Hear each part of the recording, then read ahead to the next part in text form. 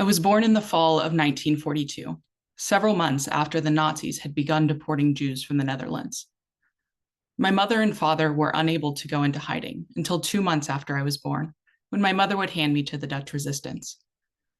I would never see them again. I was first placed with a group of four: a mother, a father, their daughter, and a young Jewish woman the family was hiding. I stayed with them until I was 6 months old, at which time we would be betrayed to the Germans. See, the Nazis arrived with a truck to take us away, but this day, a niece was visiting, and the truck only had room for four. I was left with a niece, and she was instructed to wait there, and that they would be back for her. A neighbor, who was a member of the Dutch resistance, heard about our betrayal and came to my rescue.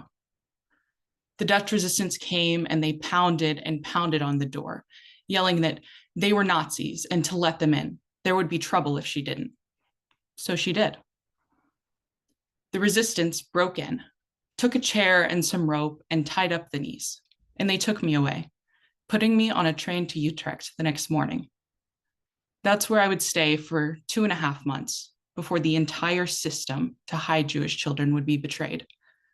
I was yet again placed into a large vehicle, and we drove from house to house, extricating Jewish children from those hiding them.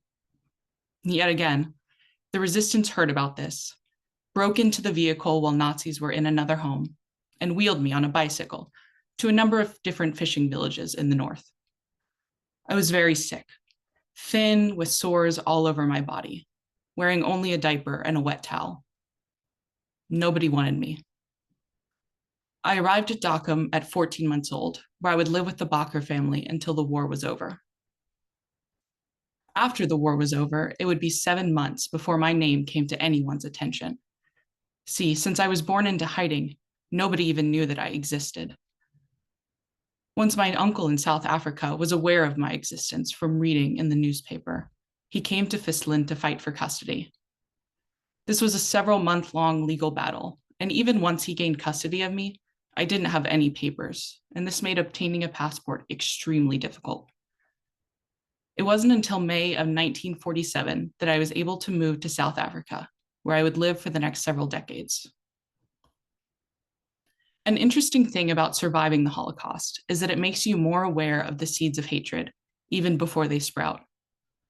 Surviving the Holocaust, I became aware of the apartheid in South Africa several years before many of my peers, and I spent much of my time and energy protesting the system.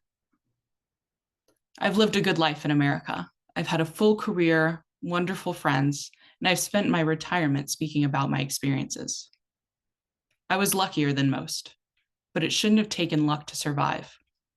We must stand up, recognize the seeds of hatred before they take root, and be good to our fellow man.